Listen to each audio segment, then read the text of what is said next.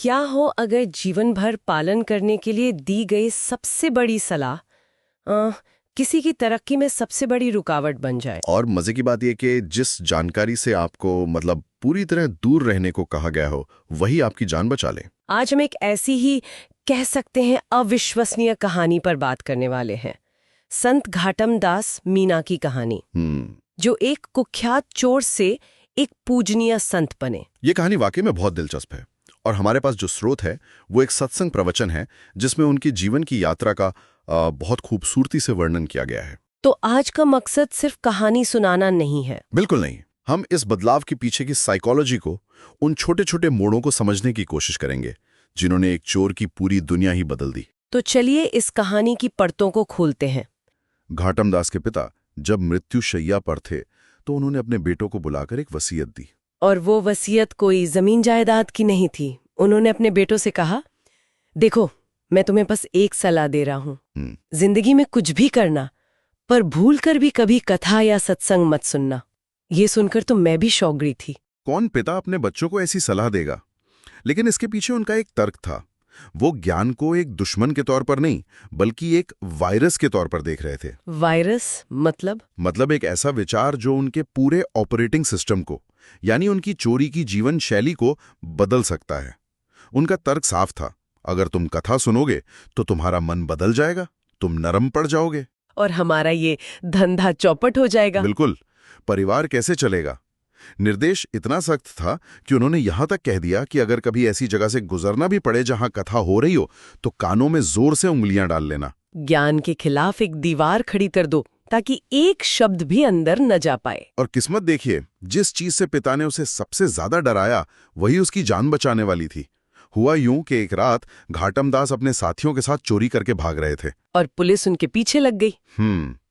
भागते भागते उन्हें एक ऐसे रास्ते से गुजरना पड़ा जहां एक बड़ा सा सत्संग का पंडाल लगा हुआ था। पिता की बात याद आते ही उन्होंने तुरंत अपने कानों में उंगलियां डालनी और तेजी से दौड़ने लगे। लेकिन शायद नियति को कुछ और ही मंजूर था। ठीक उसी पंडाल के पास पहुंचते ही उनके पैर में एक बड़ा सा बबूल का कांटा घुस गया। और कांटा इतना गहरा चुभा के दर्द से उनकी चीख निकल गई। अब उनके सामने एक दुविधा थी, या तो दर्द सहते हुए भागें और पकड़े जाएं या रुककर कांटा निकालें। उन्होंने दूसरा रास्ता चुना होगा, जाहिर है। जी, लेकिन कांटा निकालने के लिए दोनों हाथों की जरूरत थी।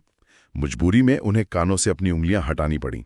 और जैसे ही उन्होंने हाथ हटाए, कथावाचक के कुछ शब्द हवा में तैरते हुए उनके कानों तक पहुंचे। और उन्हें क्या सुनाई दिया? कोई उपदेश कि चोरी करना पाप है? नहीं, यही तो सबसे दिलचस्प बात है। उन्हें कोई नैतिक उपदेश नहीं मिला, उन्हें मिली एक तरह की टेक्निकल स्पेसिफिकेशन। Technical specification? हाँ, व्यास जी कह रहे थे कि देवताओं के 5 लक्षण होते हैं। उनकी छाया नहीं पड़ती, उनके पैर जमीन को नहीं छूते, उनके गले की माला कभी नहीं कुंभलाती, उन्हें पसीना नहीं आता और सबसे जरूरी, उनकी पलकें नहीं झपकती। ये तो बड़ी ही अजीब जानकारी है। मतलब एक चोर के लिए इसका क्या काम हो सकता है? ये जानना कि देवताओं की पलकें नहीं झपकती उसके प्रोफेशन में कैसे मदद कर सकता है? यही तो इस कहानी का सबसे शानदार मोड़ है। ये दिखाता है कि कभी कभी बदलाव बड़ी बड़ी फिलॉसफी से नहीं बल्कि एक कह सकते हैं उपयोगी प्रैक्टिकल जानकारी से शुरू होता है।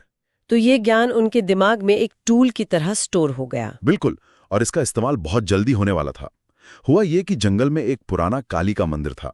ये वो अड्डा था जहां इलाके के सारे चोर अपना लूटा हुआ माल इकट्ठा करते थे और आपस में बांटते थे। जी, राजा और पुलिस उनसे तंग आ चुके थे, तो राजा ने एक जासूस को उन्हें पकड़ने का काम सौंपा। और उस जासूस ने एक योजना बनाई। एक शानदार योजना। वो काली देवी का भेष बनाकर हाथ में तलवार और मशाल लेकर उसी मंदिर में चोरों के सामने प्रकट हो गया। उसने एक डरावना मुखौटा पहना हुआ था और वो नाच कूद कर ऐसा माहौल बना रहा था कि जैसे साक्षात देवी प्रकट हो गई हो। हाँ, बाकी सभी चोर तो ये देखकर डर और भक्ति से कांपने लगे। सब जमीन पर लेटकर पूजा करने लगे। लेकिन घाटम दास के दिमाग की बत्ती जली। उन्हें सत्संग में सुने हुए वो 5 लक्षण याद आ गए। उन्होंने ध्यान से उस देवी को देखा होगा। फिर बहुत ध्यान से। पहली चीज, हाथ में जलती मशाल की गर्मी से उसे पसीना आ रहा था। अच्छा। दूसरी चीज, मशाल की रोशनी में उसकी छाया भी जमीन पर पड़ रही थी। और फिर उन्होंने सबसे जरूरी बात पर गौर किया। वो देवी लगातार पलके झपका रही थी। बिल्कुल। वो तुरंत समझ गए कि ये कोई देवी नहीं बल्कि कोई इंसान है जो उन्हें फंसाने आया है। उन्होंने बाकी चोरों को इशारा करने की कोशिश की होगी कि लेकिन वे सब तो भक्ति में डूबे हुए थे। घाटमदास ने सोचा कि इन्हें समझाने में वक्त बर्बाद करने का कोई फायदा नहीं है, और वो चुपचाप अंधेरे का फायदा उठाकर वहां से खिसक लिया। और हुआ भी वही। जी, थोड़ी देर में पुलिस ने आकर मंदिर को घेर लिया और बाकी सभी चोरों को माल के साथ पकड़ लिया। उन सबको मौत की सजा सुनाई गई। मतलब ज्ञान के एक छोटे से टुकड़े ने, एक टेक्निकल डिटेल ने घाटमदास की जान बचा ली। हाँ, और इस घटना ने उन्हें अंदर तक हिला दिया। उन्हें एहसास हुआ कि जिस ज्ञान से उनके पिता ने उन्हें जीवन भर दूर रखा, उसी ने उन्हें मौत के मुंह से निकाला है। अब उनके अंदर उसी ज्ञान को पाने की एक जबरदस्त प्यास जागी होगी। बिल्कुल। वो आधी रात को एक महात्मा की कुटिया में पहुंच गए और दरवाजा पीटने लगे। महाराज, मुझे कथा सुनाओ। ये एक बहुत ही महत्वपूर्ण मनोवैज्ञानिक मोड़ है। वो पारंपरिक अर्थों में उद्धार या मोक्ष नहीं मांग रहे थे। वो महात्मा से कहते हैं, देखिए महाराज, हम चोर लोग हैं, चोरी करना हम छोड़ नहीं सकते क्योंकि हमारा परिवार भूखा मर जाएगा, ये हमारा काम है। मतलब वो कह रहे थे कि आप तो हमें कोई ऐसी सत्संग की बात सुनाओ जो हमारे काम आए। हाँ, एक तरह से वो कह रहे थे, मैं रातों रात नहीं बदल सकता, लेकिन मुझे कोई ऐसा रास्ता बताओ जो मेरी मौजूदा सच्चाई के साथ काम करे। और संत उनकी ईमानदारी देखकर प्रभावित हुए, बहुत ज्यादा। उन्होंने घाटमदास की स्थिति को समझा और उन्हें कुछ सरल लेकिन बहुत गहरे नियम दिए। उन्होंने कहा, ठीक है, तुम अपना काम मत छोड़ो, लेकिन आज से इन 6 नियमों का पालन करो। पहला, गले में तुलसी की माला पहनो और हमेशा राम राम जपो। दूसरा, ऐसी कोई चीज मत खाओ जो भगवान को भोग न लग सके, यानी मांस मदिरा छोड़ दो। तीसरा, हमेशा नहाकर और मन ही मन भगवान को भोग लगाकर ही खाना। चौथा, माथे पर हमेशा तिलक लगाना। पांचवा, कहीं भी कथा हो रही हो तो थोड़ी देर जरूर सुनना और मंदिर की आरती कभी मत छोड़ना। और छठा और सबसे जरूरी नियम, कभी झूठ मत बोलना, चाहे जान चली जाए, सच बोलना। जी। 1 मिनट, मतलब गुरु ने उन्हें इतने नियम दिए, पर सबसे जरूरी बात, चोरी मत करो, ये तो कहा ही नहीं। ये तो मैंने सोचा ही नहीं था। आपने उसे बिल्कुल सही पकड़ा, और यही गुरु की रणनीति का केंद्र था। वो नियम दिखने में सरल हैं, लेकिन मनोवैज्ञानिक रूप से बहुत शक्तिशाली हैं। कैसे? गुरु ने घाटमदास से उनकी पहचान यानी चोर होने की पहचान छीनने की कोशिश नहीं की। इसके बजाय उन्होंने उसके मौजूदा ऑपरेटिंग सिस्टम के ऊपर एक नया सॉफ्टवेयर इंस्टॉल करना शुरू कर दिया। तिलक, माला, आरती, ये सब उस नए सॉफ्टवेयर का हिस्सा थे। हाँ, और कभी झूठ मत बोलना वाला नियम, वो नियम उस नए सॉफ्टवेयर का एंटीवायरस था, जिसे पुराने सिस्टम से टकराने के लिए ही डिजाइन किया गया था। अच्छा। सोचिए, एक चोर जिसका पूरा पेशा ही धोखे और झूठ पर टिका है, अगर वो सच बोलने लगे तो क्या होगा? गुरु ने सीधे सीधे एक टकराव पैदा कर दिया, और इसी टकराव से कहानी का सबसे शानदार हिस्सा सामने आता है। बिल्कुल। घाटमदास ने एक दिन अलवर के राजा के महल में चोरी करने की योजना बनाई, और वो भी कोई छोटा मोटा वेश बदल कर नहीं, बल्कि सीधे सेनापति की वर्दी पहनकर। अब यहाँ विडंबना देखिए, वो शाही घोड़े पर सवार होकर महल के गेट पर पहुंचते हैं।